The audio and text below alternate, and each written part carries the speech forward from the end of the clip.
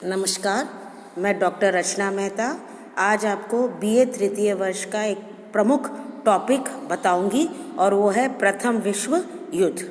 हम सबको पता है कि विश्व में दो प्रमुख युद्ध हुए हैं 20वीं शताब्दी में, एक प्रथम विश्व युद्ध और एक द्वितीय विश्व युद्ध।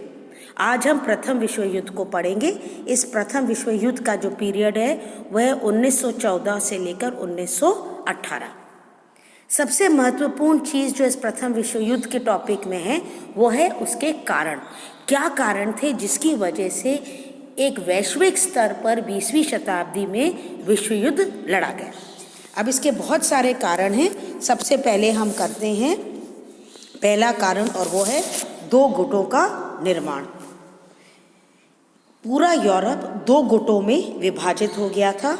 एक था ट्रिपल अलायंस और दूसरा था ट्रिपल एंतौंत या त्रिगुट संधि और त्रिगुट अंतांत।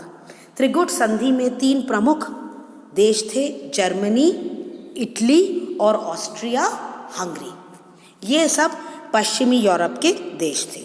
और दूसरी तरफ था ट्रिपल एंतौंत या त्रिगुट अंतांत, जिसमें तीन प्रमुख देश हैं, इंग्लैंड, फ्रांस और रूस। एक इतिहासकार ने बहुत ही अच्छी तरह से लिखा है कि ये एतांत संधियां और प्रतिसंधियां अपने मूल रूप में सुरक्षात्मक थीं, परंतु अंतोगत्वा इन्होंने युद्ध के अनुकूल वातावरण का निर्माण किया। इसका मतलब क्या हुआ कि शुरुआत में तीन राज्यों ने अपनी सुरक्षा के लिए एक गुट बनाया और तीन राज्यों ने अपनी सुरक्षा के लिए दूसरा गुट बनाया। मगर जब गुटबाजी हो गई तो क्या हुआ, धीरे धीरे उनमें एक राइवलरी की भावना आ गई, प्रतिस्पर्धा की भावना आ गई, और इसी प्रतिस्पर्धा ने विश्व युद्ध को चालू करने में महत्वपूर्ण भूमिका निभाई।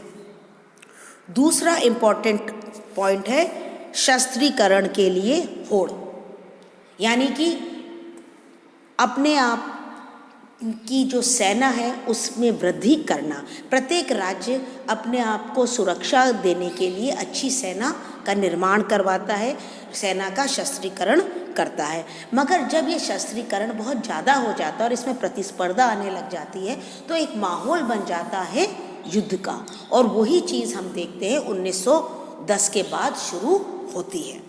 दिनों दिन बढ़ते हुए युद्ध के उपकरणों के कारण आशंका और उसके तनाव का बढ़ना अनिवार्य हो गया, जिसके कारण वह विश्वास नष्ट हो गया जो पड़ोसियों के सौम्य सौहार्दपूर्ण व्यवहार के लिए आवश्यक होता है। अब इसको अगर हम प्रेजेंट में लेकर देखें तो आजकल क्या हो रहा है, भारत एक नया शस्त्र खरीदता है, पाकिस्तान खरीदता है, पाकिस्तान खरीदता है, भारत खरीदता है, चीन खरीदता है, भारत खरीदता है, भारत के पास कोई नई चीज़ आती है, चीन खरीदता है। यानी कि शस्त्रीकरण का होड़ पाकिस्तान, चाइना और भारत के बीच में हो रहे हैं। इससे एक वातावरण दूषित हो रहा है। जो चीज़ आज हम देख रहे हैं वही चीज़ 20वीं शताब्दी के प्रारंभ में हम देखते हैं। तो दूसरा पॉइंट है शस्त्रीकरण के लिए होड़। तीसरी है राष्ट्रीयता। फ्रांस की क्रांति से जन्म हुआ था राष्ट्रीयता का उद्भव हम देख सकते हैं फ्रांस की क्रांति से। और जब इटली और जर्मनी का एकीकरण हुआ तो ये राष्ट्रीयता की भावना ने ही सब लोगों को जोड़ा था, उसने एक महत्वपूर्ण भूमिका निभाई थी।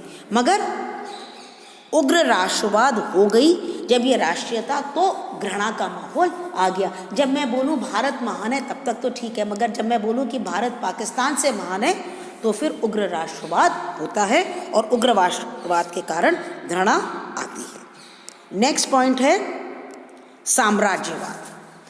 19वीं शताब्दी में औद्योगिक क्रांति अपनी चरम पर थी और इस चरम के कारण यूरोप में बहुत सारे देशों को समृद्ध बनाया और महत्वाकांक्षा रही कि आगे से आगे वो बढ़ते जाएं आर्थिक रूप से। इसी कारण हम देखते हैं कि अलग अलग देशों ने अलग अलग राज्यों पर अपना उपनिवेश किया। सबसे ज़्यादा ब्रिटेन का उपनिवेश था, Canada, Australia, Bharat, New Zealand, Africa, Asia, इन सभी जगहों पर ब्रिटेन ने अपने उपनिवेश स्थापित किए। फ्रांस ने भी अफ्रीका और एशिया में अपने उपनिवेश रखे। रूस ने भी उत्तरी एशिया का भाग, मध्य पूर्व और निकट पूर्व में कई उपनिवेशों को स्थापित किया।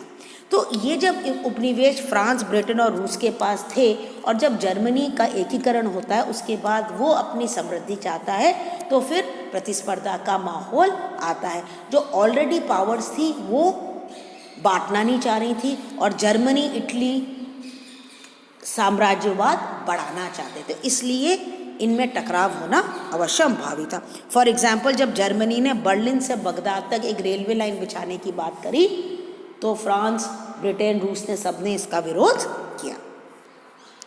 उसके अलावा एक और अन्य कारण था, वो था समाचार पत्रों की भूमिका। आजकल हम जानते हैं इंटरनेट, सोशल मीडिया का ज़माना है, ठीक उसी तरह से उस समय भी समाचार पत्रों से द्वारा जो चीज़ें थीं, जो घटनाएं थीं, उनको लोगों तक पहुंचाया जाता था और इसके कारण भी उग्र राष्ट्रवाद की भावना हुई। अब लास्ट पॉइंट पर हम आते हैं और वो है प्रथम विश्व युद्ध के तत्कालीन कारण। 28 जून 1914 में ऑस्ट्रिया के युवराज आर्कड्यूक फर्डिनेंड और उसकी पत्नी जब एक बग्गी में जा रहे थे तो साराजेवो, जो कि सर्बिया की राजधानी है, वहाँ पर 2 बोस्नियनों ने ऑस्ट्रिया की स्लाव नीति के विरोध में इन युवा दंपति की हत्या करी। इसका विरोध हुआ और फिर प्रथम विश्व युद्ध प्रारंभ होता है। तो ये प्रमुख कारण थे प्रथम विश्व युद्ध के। हमें समझना चाहिए कि युद्ध एक अच्छी चीज़ नहीं है, इसको रोकना चाहिए, मगर 20वीं शताब्दी में 2 प्रमुख युद्ध हुए, 1914 से 1918 तक प्रथम विश्व युद्ध और फिर 1939 से 1945 तक द्वितीय महायुद्ध। तो आज हमने पढ़ा है प्रथम विश्व युद्ध के प्रमुख कारण। मैं एक बार वापस रिपीट कर दूं सब इम्पॉर्टेंट चीज़ें। सबसे पहले 2 गुटों का निर्माण, साम्राज्यवाद, सशस्त्रीकरण की होड़ और समाचार पत्रों के कारण एक बड़ा अजीब सा माहौल आ गया था और इस माहौल में प्रतिस्पर्धा बहुत आ गई थी, लड़ाई झगड़े का माहौल हो गया था और इस माहौल ने पूरे वातावरण को इस कदर दूषित किया कि एक विश्व युद्ध हुआ जिसमें असंख्य निर्दोष लोगों की हत्या की गई। तो यह था प्रथम विश्व युद्ध के प्रमुख कारण। Thank you.